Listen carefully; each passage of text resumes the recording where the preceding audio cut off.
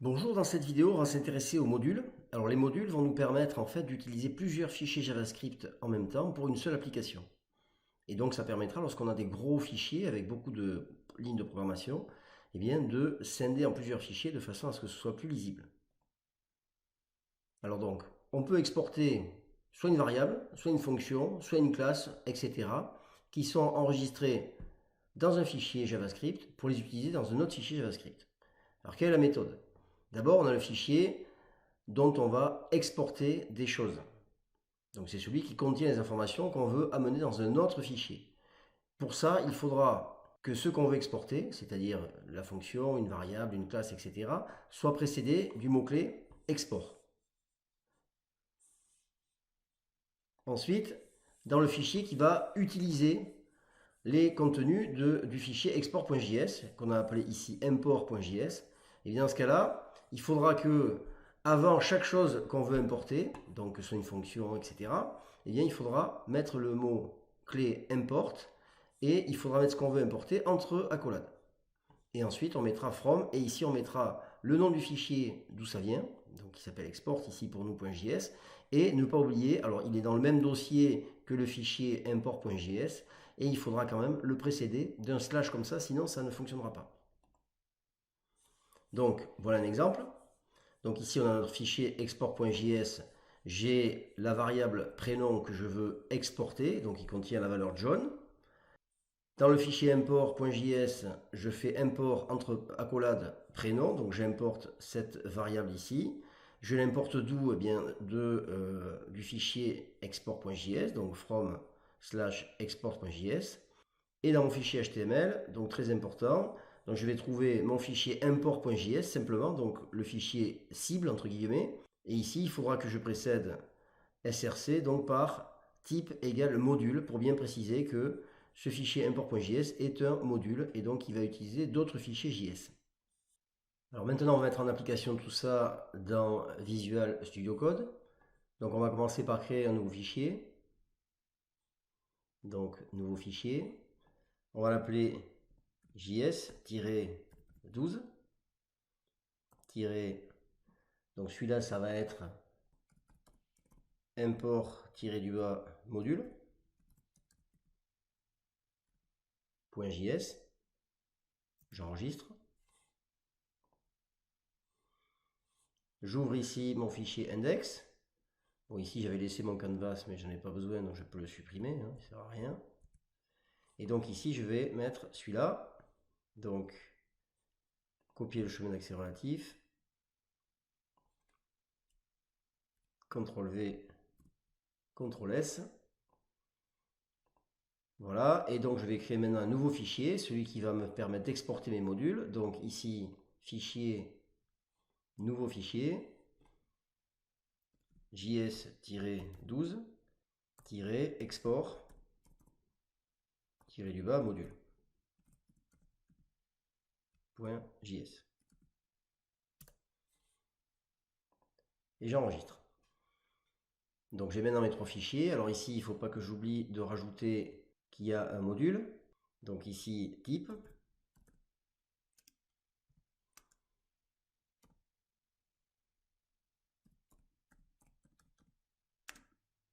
Module comme ceci. CTRL S. Alors maintenant, ce qu'on va faire, c'est qu'on va s'occuper du fichier export module. Donc on va créer les modules qu'on veut exporter. Et ensuite, on les exportera dans le fichier import module. Donc on va commencer par se créer une variable.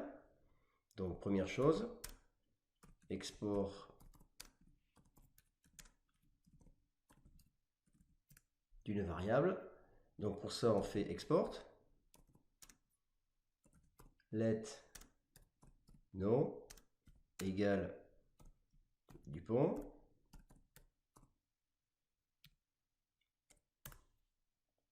Ensuite, on va se créer des fonctions pour voir aussi comment on peut les exporter.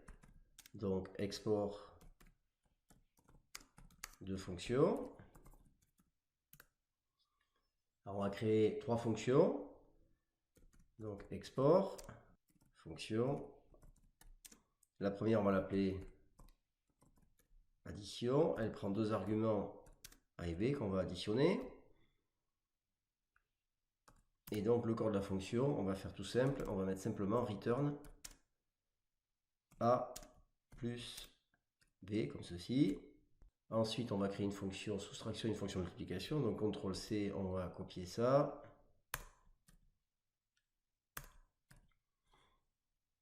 Donc ici, on aura soustraction. Donc A moins B. Et ici, on aura multiplication. Donc ici, A fois B. Voilà, on a nos trois fonctions. Et pour finir, on va voir comment exporter une classe. Donc, export d'une classe. Alors, on va reprendre la classe qu'on avait faite il y a deux fichiers. Donc, export classe corpulence. Donc, constructor. Bon, je fais le minimum, c'est juste pour voir comment ça marche. On pourrait évidemment rajouter tout ce qu'on veut. On le verra ensuite dans les prochains chapitres quand on fera Mario. Donc, on avait dit this.taille. Initialise à 0 puisque j'ai pris un constructeur par défaut. Et this.poids égale 0 également. Voilà, comme ceci, on a tout ce qu'on veut. Donc, CTRL S, on enregistre tout ça. Donc ici, je répète, ça c'est notre fichier annexe qui contient tout ce qu'on veut exporter dans le fichier principal qui sera import module et qui sera celui qui va être présent ici dans le fichier HTML. Donc on va maintenant aller dans import module. Alors on commence par importer une variable. Donc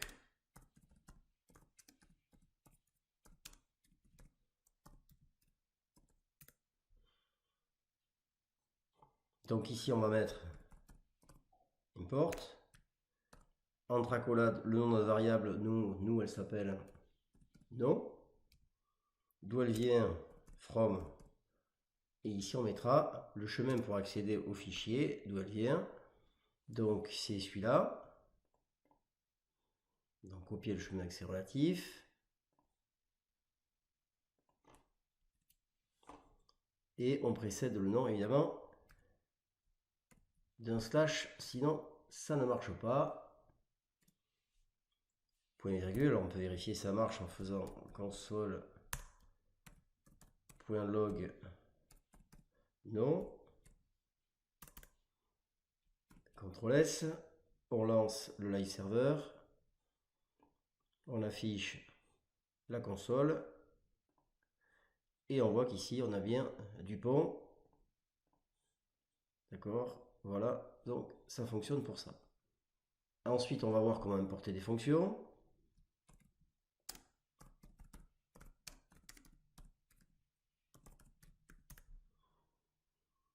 Donc si on va importer juste une, on met son nom juste entre accolades comme ceci. Si on en a importé plusieurs, on peut aussi. C'est le même principe. C'est-à-dire qu'on va les mettre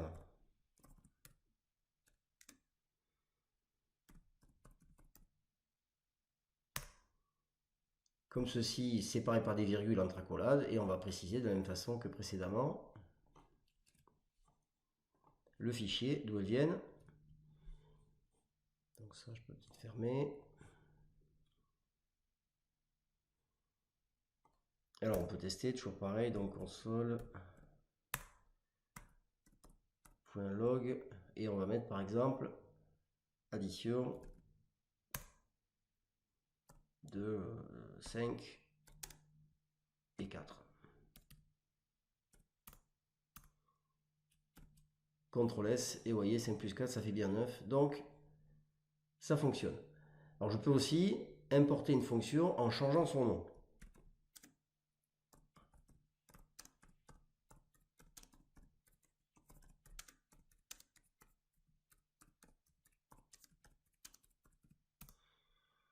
Donc imaginons que j'ai déjà un nom de fonction qui corresponde au même nom que celui que je veux importer dans mon fichier, et bien je peux changer le nom.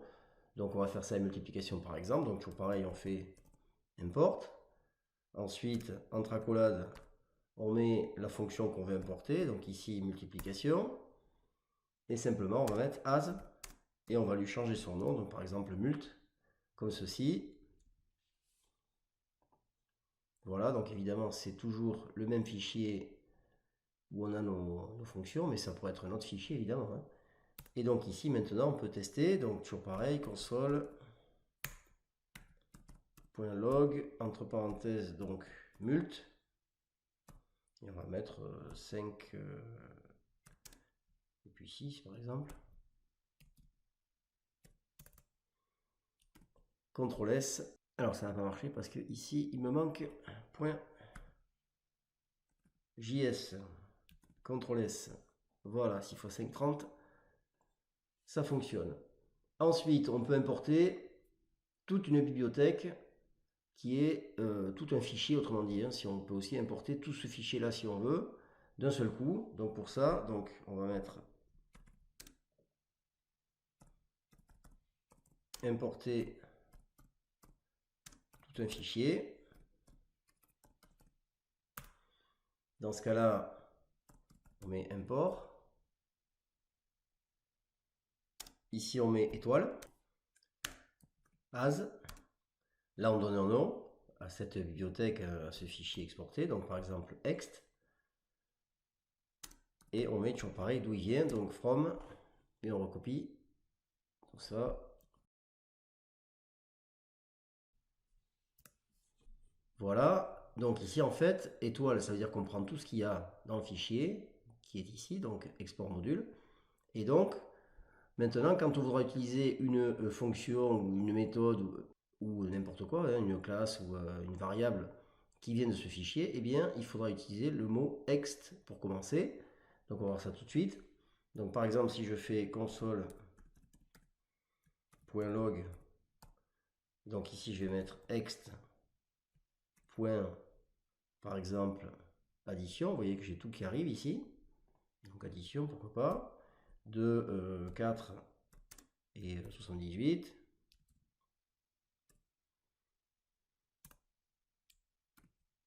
CTRL S et vous voyez qu'ici 4 plus 78 ça devient 82. Donc ça marche et là je peux récupérer tout ce que je veux qui est contenu dans le fichier export module JS12, etc. Donc voilà, dernière chose, je peux exporter une classe. Donc ici import d'une classe.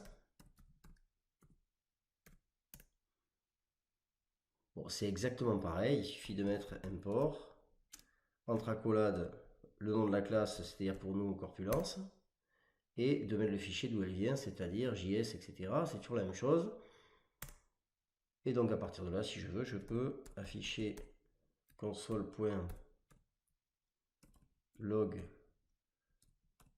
donc de ma classe Corpulence, comme ceci. CTRL S, et vous voyez qu'ici, je récupère tout ce qu'il y a dans ma classe Corpulence. Donc voilà un petit peu comment on peut utiliser ces imports de façon à manipuler plusieurs fichiers simultanément pour éviter d'avoir un fichier JS qui soit monstrueux dans lequel on ne puisse plus s'y retrouver à partir du moment où il y a trop de lignes de programme. Dans la prochaine vidéo, on va mettre tout ça en application dans le jeu style Mario que j'avais déjà fait en Java et qui évidemment est assez long, donc c'est pour ça qu'on a besoin de plusieurs fichiers pour s'y retrouver.